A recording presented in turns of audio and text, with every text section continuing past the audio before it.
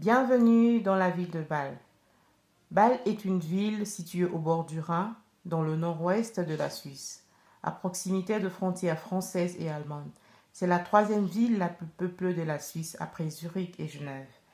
Sa vieille ville médiévale se concentre autour de la place du marché, Marktplatz, dominée par l'hôtel de ville en grès rouge construit au XVIe siècle.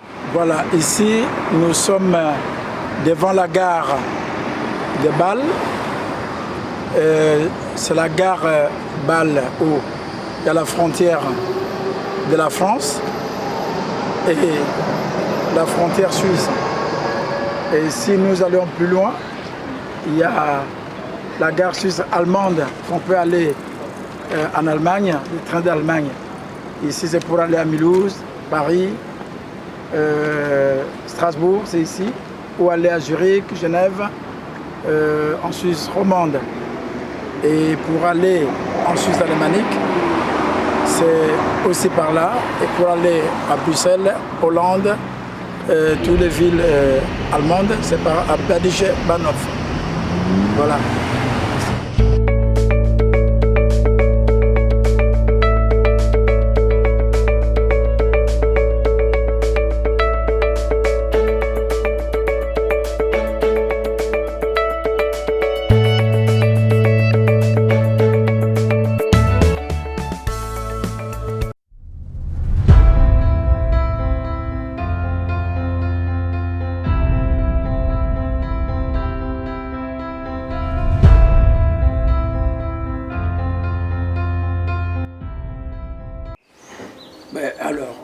Moi j'ai quitté la RDC au mois de septembre 1989.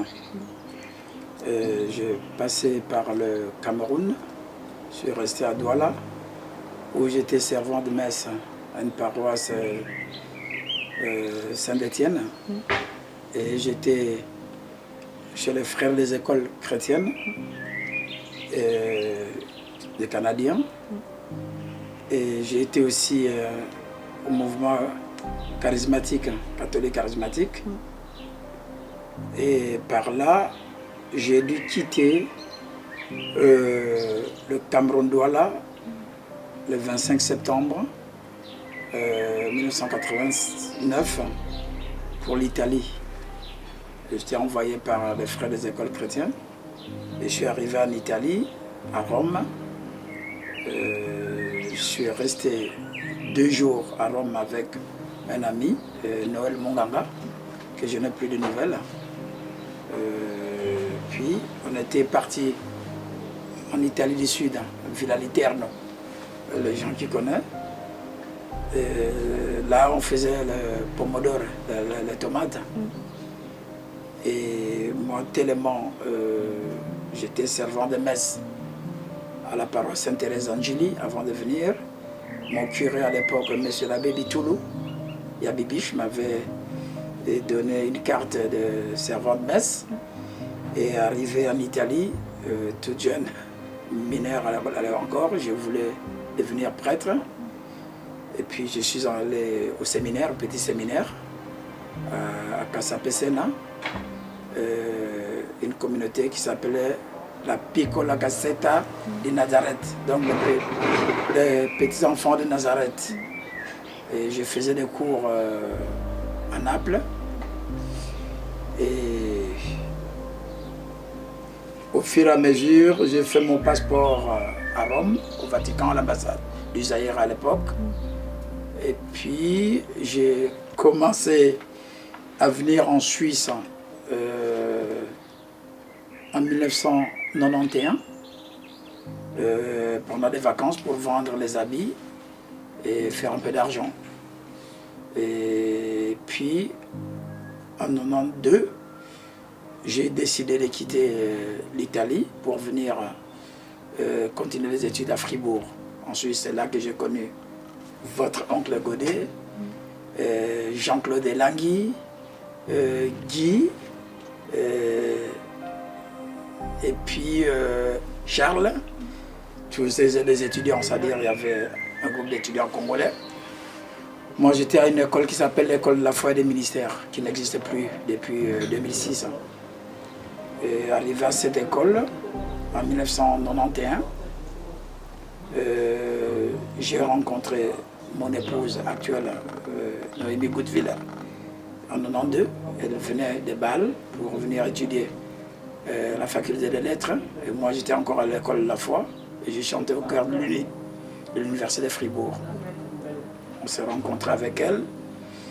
Et puis voilà, nous sommes restés ensemble. J'ai fait les 2 ans de l'école de la foi de 92 à 94. Et l'école de la foi permet aux gens qui veulent continuer les études universitaires de passer des examens. Parce que c'est une formation théologique, philosophique et sans contrainte, sans examen. Mais ceux qui voulaient continuer les études, on leur donnait la possibilité de faire les examens. Et les 2 ans de l'école de la foi valaient 1 an d'université de Fribourg. Donc on entrait directement en 2e année en théologie. Et puis arrivé en théologie, j'ai fait ma demi-licence en théologie de 94 à 95. Et puis ça veut dire 2 ans de l'école de la foi, plus la 2e année de l'université. On passe les examens, j'ai passé ma demi-licence, on appelait la demi-licence pré-examen. Et après, Noémie a fini ses études en 95. Elle est venue ici à Bâle pour enseigner. Et moi j'ai vu, je ne voulais pas devenir prêtre tellement, on avait un projet de mariage. Je me suis orienté à faire les études de droit. Et pour faire le droit, je suis allé à Genève. Parce que l'université de Fribourg, je ne trouvais pas intéressant. Je suis allé à Genève, j'ai fait la première année de droit à Genève. Et comme ma femme avait fini les études à Fribourg pour venir à Bâle, on a vu que Genève était loin. Je me suis rapproché à Neuchâtel. J'ai demandé le transfert à l'université de Neuchâtel et je suis venu étudier à Neuchâtel. Et j'ai fait les études de droit à Neuchâtel de 95 à 2000 où j'ai obtenu ma licence en droit à l'université de Neuchâtel. Et j'avoue, c'est une anecdote, moi qui suis théologien, je ne savais pas qui est Saint Irénée. Et c'est un professeur de droit pénal, Pierre-Henri Boll, qui me disait, Monsieur Sanquier, mais vous savez, je vous encourage de continuer aussi vos études de théologie. Parce que le droit est né grâce à la théologie. Alors, il me parlait de Mobile Honorable, vous savez, Mobile Honorable, il y avait un saint Irénée, c'est un voleur en Italie, qui volait des peaux de chameaux des gens, mais pour faire des chaussures aux pauvres.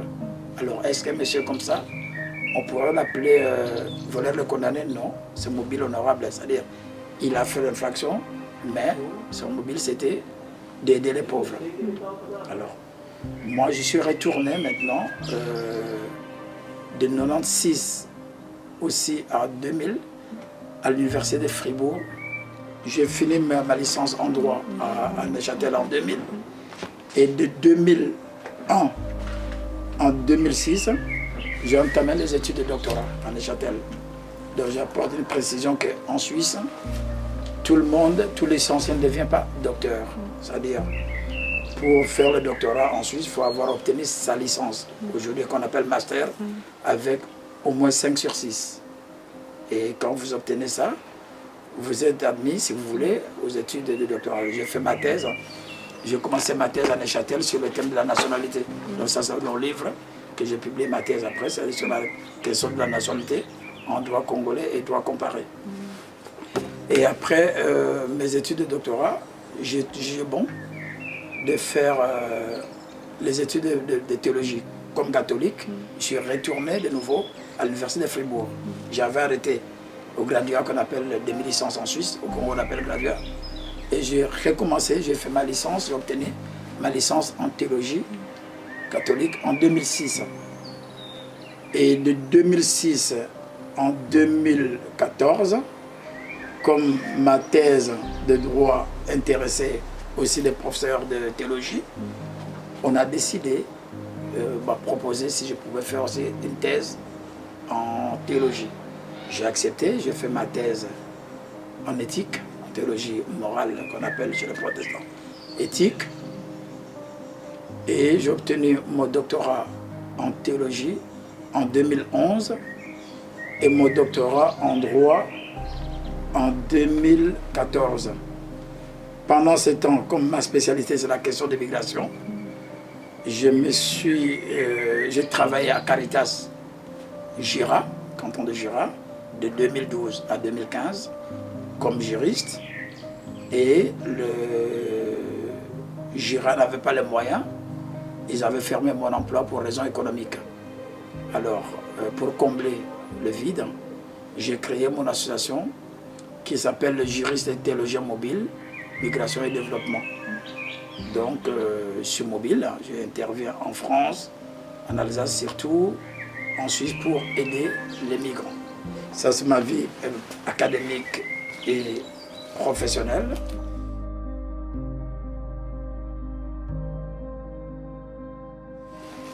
Donc, j'interviens dans le domaine de la migration, pas dans le domaine de l'intégration, c'est un mot que j'aime pas trop. Je ne sais pas ça veut dire quoi, mais je suis par contre pour aider les gens, tenir le permis de séjour, défendre les gens devant les autorités d'asile, en double titre, comme universitaire, l'analyse universitaire, scientifique, et comme humaniste, c'est-à-dire quelqu'un justement qui a un parcours de migrant et qui veut mettre au service des autres migrants qui en ont besoin mes connaissances.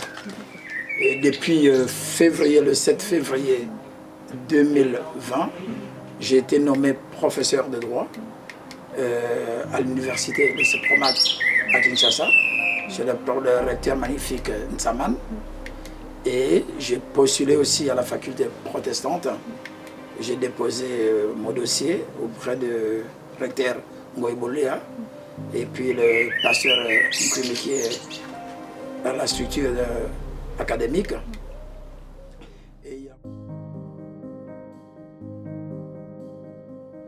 Alors moi j'ai une vie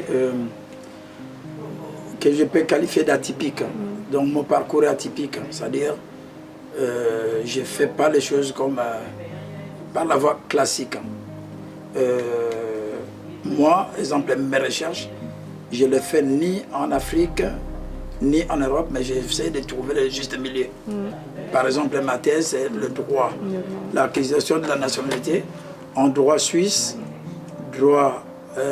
les droits africains, les droits congolais, suisses et européens. Donc pour moi, je suis mobile, et de gérer des théologiens mobiles. Avec l'idée d'aider mon pays, le Congo, c'est clair parce que... Je retourne au pays tout le temps. Depuis que je suis ici, presque depuis 1989, je suis allé au pays plusieurs fois. Ma femme, qui est suissesse, a été 4 fois. Ma fille est née 3 fois. Ma deuxième fille, 2 fois. Bon, mon garçon qui a 10 ans maintenant n'a pas été, mais c'est bientôt. Donc bref, j'ai toujours un pied ici, pied au Congo.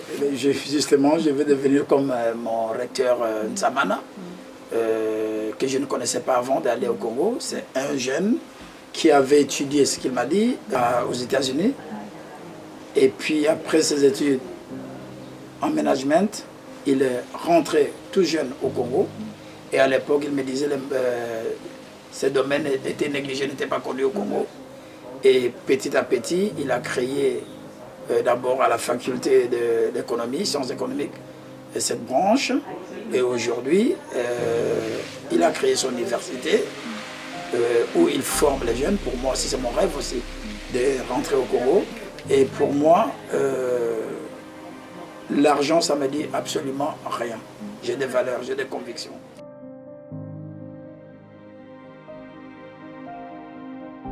Mais déjà, moi, je n'ai pas peur de retourner parce que ce qui est malheureux, et quand je retourne au Congo, venant de la Suisse, régularisé en Suisse, bon, vous êtes valorisé, donc il n'y a pas de peur. Par contre, pour ceux que vous parlez de retourner, alors il fallait voir les choses. Si les personnes viennent et que le rejet ça demande on retourne au pays et que les autorités sont correctes, j'encourage. Mais moi, ce que je combats, c'est quand c'est les autorités qui trichent. Bon, je parle, c'est mon personnel à me croire, mais je les vois ça. Par exemple, en Suisse, les autorités suisses ont fait un partenariat avec Migratoire, avec la RDC, pour faire venir du Congo, de Kinshasa, les autorités congolaises qui sont logées dans les hôtels. On leur paye l'argent pour identifier leurs ressortissants. Pour moi, ça c'est illégal. Je dénonce ça avec force. C'est une sorte de corruption.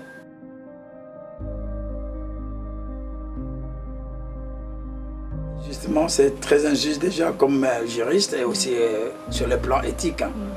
C'est très injuste parce que la justice, justement, c'est rendre à chacun son dû. Et je répète bien, si les gens ne méritent pas d'avoir le statut de réfugié, c'est leur droit. Mais c'est que je constate en Occident, il y a un sentiment anti-africain noir. Parce que comment vous expliquez les Syriens, les Irakiens obtiennent des papiers sans problème. Mais les Africains noirs, je peux vous le dire, même les personnes persécutées, on ne leur donne pas les papiers, on doit trouver toujours une raison pour donner le rejet. Et ça, c'est pas correct.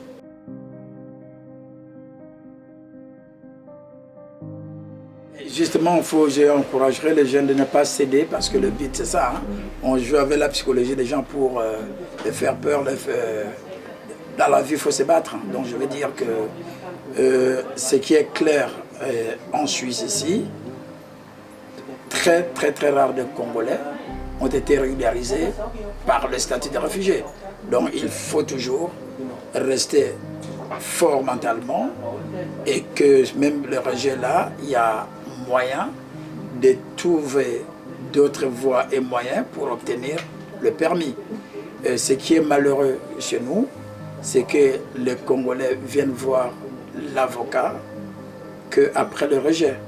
Or, il y a moyen de voir un juriste avant le rejet pour essayer de voir et préparer le dossier. Et autre chose que j'essaie d'attirer l'attention des gens, c'est le système en Suisse qui n'est pas correct. Le système en Suisse, c'est ce qu'on appelle le conseil juridique ou bien les avocats gratuits. Ça, c'est mon impression, c'est que je faisais à Caritas. Et si j'ai perdu mon boulot, parce que je faisais correctement mon travail. Et ça, les gens qui donnent l'argent, que ce soit les églises ou l'État, n'aiment pas ça. Ils veulent quelqu'un, quand vous allez le voir, ils vous disent non, rentrez chez vous. Et moi, je ne ferai pas ça d'abord comme Africain. Je suis venu moi-même comme ça, comme chrétien. Donc j'ai des valeurs éthiques. Je ne peux pas dire à quelqu'un de rentrer. Croyez-moi, je comprends que les gens viennent ici, abandonnent leur pays parce qu'ils n'ont pas d'autre choix. Donc pour moi, je demande aux personnes de rester fort mentalement, de savoir défendre leur dossier et trouver d'autres solutions qui se présentent à nous. Moi je dis, bien quand on vient dans un pays, il faut aller vers les gens. Et ici, il y a beaucoup d'Européens humanistes qui sont là aussi pour nous aider clairement à obtenir les papiers.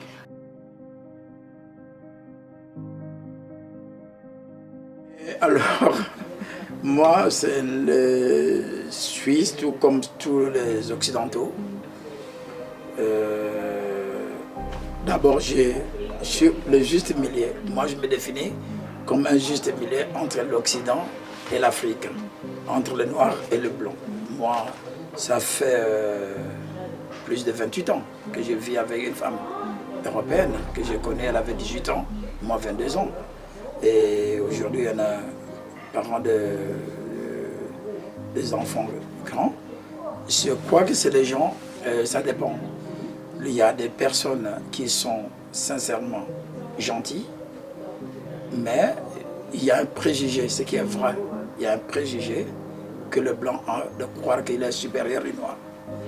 Et ça, si on le cède, parce que je ne crois pas que ces gens sont conscients de ce qu'ils font subir aux autres races. Et nous aussi, ça nous de montrer aux gens que non, on n'est pas ce qu'on pense, de rester fort. Il y a des gens, j'ai vu ça chez mes professeurs, hein. Il y a des professeurs hyper gentils qui peuvent vous donner une meilleure note, et il y a des professeurs pas trop gentils. Et c'est que nous, on dit aux jeunes étudiants africains, attention, si vous étudiez ici, quand vous allez passer des examens, il ne faut pas préparer à 100%, parce que l'Européen peut préparer à 50%, mais vous devez travailler à 200%, parce qu'il y a des préjugés, des choses comme ça, alors il faut être fort. Donc, mais je peux relativiser, ne pas voir ça que ce n'est qu'à l'Occident, non. En 1998, lorsque j'étais parti avec ma femme pour la première fois à Kinshasa, c'était Laurent Kabila qui venait d'arriver, qui avait installé justement l'état de droit, que je peux appeler l'état de droit au Congo. Je vous donne une anecdote, je suis allé à Matadi avec ma femme de train express, qui était bien comme ici, et arrivé à Matadi, on sort du train, je vois ma femme blanche, on le prend, madame, suivez-nous à la migration. J'étais fâché, j'ai dit, mais pourquoi il y a des gens, vous le prenez? Et arrivé là-bas, il y avait un jeune belge qui était aussi avec nous, on l'a vu dedans. J'ai dit, mais comment? Et pourtant, moi, je vivais en Europe, j'avais le passeport suisse, mais on ne m'a pas pris. Donc c'est là que j'ai compris, ah, ce n'est pas le racisme, mais j'ai compris que non, c'est vrai, c'est la peur de l'autre, la peur de l'inconnu. Quand on ne connaît pas quelqu'un, on veut savoir qui est elle. Mais là où j'ai aimé la différence au Congo, à l'époque de M. Laurent Désiré Kabila, c'est qu'elle a été traitée comme nous traite ici. On contrôle les papiers, elle était en règle, sans demander pot de vin, sans demander quoi, on l'a relâchée. Et c'est ça qui est très bien.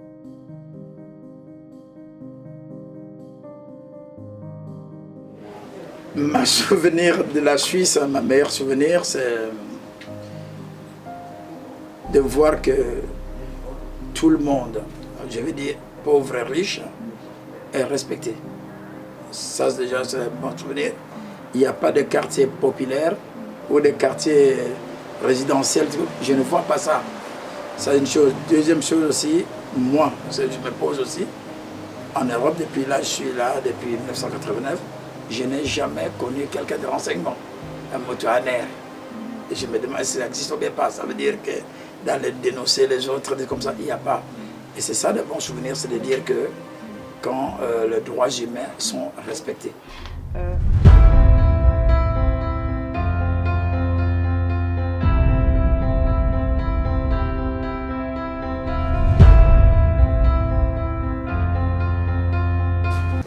Voilà, ici, c'est la faculté de droit de l'université de Bâle. J'ai passé mon temps ici à faire mes recherches.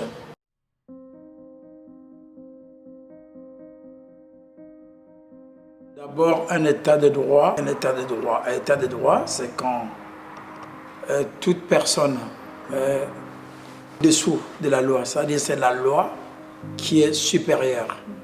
Donc, si aujourd'hui au Congo, les gens veulent, les autorités veulent que la loi prime, c'est encourageant. Mais je veux dire, pour d'abord construire un état de droit, on doit d'abord avoir un état. Hein, il ne peut pas y avoir, parler de l'état de droit sans état. Malheureusement, la situation telle qu'on le voit au Congo, tous les attributs de l'état, ça donne à désirer.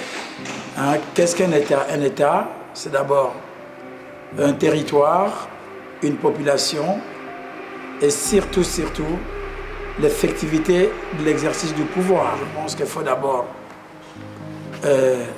construire un État, consolider un État et ensuite l'État de droit viendra. C'est vrai qu'avec l'indépendance de la justice, on peut parler de l'État de droit.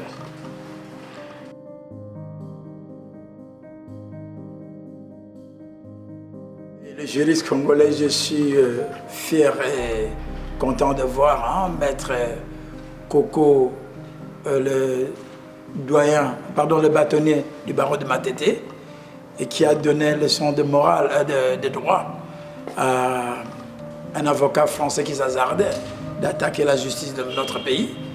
On a vu comment cet avocat, que je félicite d'abord, que j'ai eu à m'entretenir avec lui au téléphone justement avant son intervention, pour le féliciter, sa plaidoirie qui a marqué les esprits. Je pense qu'au Congo, il y a des juristes compétents, mais il faut leur donner les moyens. Il faut donner les moyens.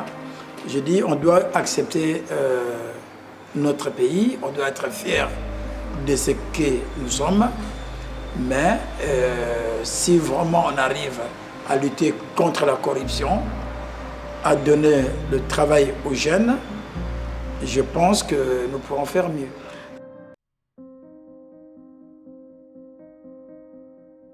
Je pense que la mentalité, on la change d'abord au niveau de nos familles, au niveau de chacun de nous qui doit se réaliser qu'on ne peut pas construire un pays par les anti-valeurs. Il faut les valeurs. Et moi, je me souviens, quand on était encore enfant, la Bible, tout le monde ne parlait pas de la Bible. C'était l'apanage de prêtres ou de pasteurs. Or, aujourd'hui, tout le monde parle de la Bible et les personnes ne pratiquent la Bible. Donc moi, je pense qu'on doit retourner aux valeurs fondamentales qui sont l'éducation, l'instruction, l'éthique. Les parents doivent apprendre à leurs enfants à ne pas mentir, à ne pas voler, à ne pas tricher. Mais aujourd'hui, on parle de la sorcellerie, des choses des antivaleurs qui amènent la haine, la division, au lieu de construire l'amour et la paix.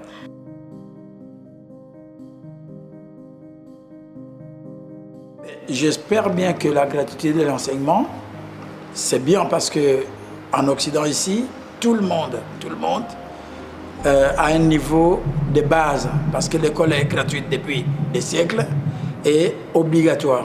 Mais la question, bien que l'école c'est gratuit, mais est-ce que les professeurs sont payés? Parce que vous ne pouvez pas ne pas payer les gens et attendre de ces gens de faire un travail qui a du sens.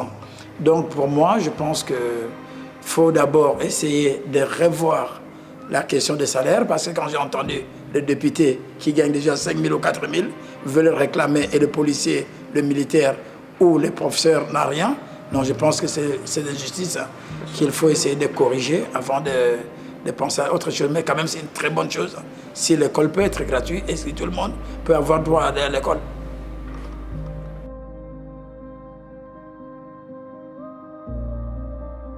La situation actuelle dans notre pays, moi je pense que dépend de chacun de nous.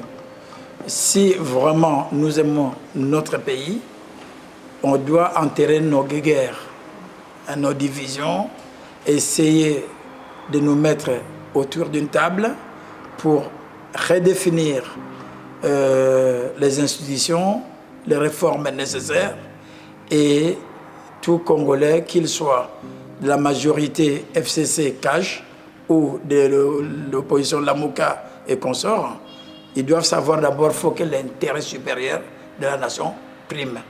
Et je pense que nous avons intérêt à bâtir notre pays, parce que si nous sommes unis, l'étranger ne viendra pas nous diviser. Mais si nous sommes divisés, ils vont profiter justement de nos divisions pour essayer de nous diviser, pour régner. Donc moi j'appelle tout le monde, tous nos politiciens, la société civile, les églises, de nous mettre ensemble pour bâtir un beau Congo. Mais je pense qu'on a parlé d'un état de droit. Alors l'état de droit, c'est quoi? C'est la loi qui prime. Or, toute personne qui est impliquée au détournement des biens publics, le vol, les assassinats, à mon avis, il est du rôle de la justice de voir est-ce que la personne est coupable ou pas. C'est vrai qu'il n'appartient pas à un président de devenir magistrat ou bien juge. Donc il y a des instances judiciaires qui doivent faire leur travail. Et quand je vois qu'aujourd'hui, la justice commence à prendre son indépendance, j'espère bien que la justice sera rendue à ceux qui réclament. Ben, je suis étonné d'entendre ça d'une personne qui se réclame être juriste. J'ai écouté Madame Mabunda parler d'autre fois que le président ne doit pas oublier que nous sommes dans un état de droit. Alors elle-même qui est juriste ne peut pas parler de la République des juges, parce que c'est quoi les juges? Les juges ne font que leur travail, c'est leur pouvoir qu'ils exercent, l'effectivité de pouvoir. Moi je pense que c'était accès de langage que je suis sûr qu'elle a retiré. Et j'encourage Madame la Présidente de l'Assemblée comme femme, hein, c'est la fierté aussi de notre pays, qui montre au monde que le Congo aussi respecte l'égalité des sexes, que les femmes peuvent assumer l'autorité de ce niveau-là. Moi je trouve c'est très bien, mais je veux dire que les Congolais doivent apprendre à aimer leur pays, à respecter les institutions. Chaque institution doit faire sa part des choses et ne pas se mêler. C'est ça justement le rôle de la séparation des pouvoirs. Ben, la République des juges, bon, je pense qu'elle a retiré sa parole et je la félicite. Mot de la fin, j'essaye de remercier tout le monde. D'abord vous, comme couple, de voir un jeune couple qui s'intéresse de notre pays. Parler des droits, le domaine que j'aime bien. Je vous remercie infiniment. Je remercie toutes les personnes impliquées pour le développement de notre pays, que ce soit les églises, la société civile. Je peux vous le dire que notre pays a de l'avenir. Nous avons des matières premières qu'il faut exploiter, c'est la jeunesse. Et on doit se méfier de penser que les personnes doivent venir nous assister. Nous ne pouvons pas être un pays assisté, hein, de l'aide humanitaire. Non, ça doit disparaître. Nous devions travailler. Et les gens, s'ils viennent chez nous, ils doivent acheter nos matières premières à un prix équitable. Une chose que j'apprécie avec le pouvoir actuel, c'est quand le président de la République dit que notre sous-sol, hein, ne doit pas être la priorité, qu'on doit aussi nos sols. Donc nous avons l'agriculture, je peux vous le dire. Cette vision, si on le met en pratique avec l'agriculture, la pêche et tout ça, nous allons nous développer parce qu'on peut produire au pays des maïs, des manioc, consommer de nos poissons. Nous avons des rivières, donc je pense qu'on peut devenir mieux que les autres. La Suisse, ils ont quoi? Ils ont juste la montagne, ils ont le fromage. Mais aujourd'hui, c'est des pays, vous ne verrez jamais. Il y a eu l'épidémie ici. Jamais j'ai entendu que les Européens ont aidé les Italiens. Mais comment ils vont faire des kilomètres pour aller avec des avions pour nous amener de l'aide humanitaire? Non, ça c'est nous maintenir sous la pauvreté, sous la domination. Donc nous devons refuser et puis nous mettre ensemble pour travailler pour notre pays, pour essayer de produire et consommer congolais.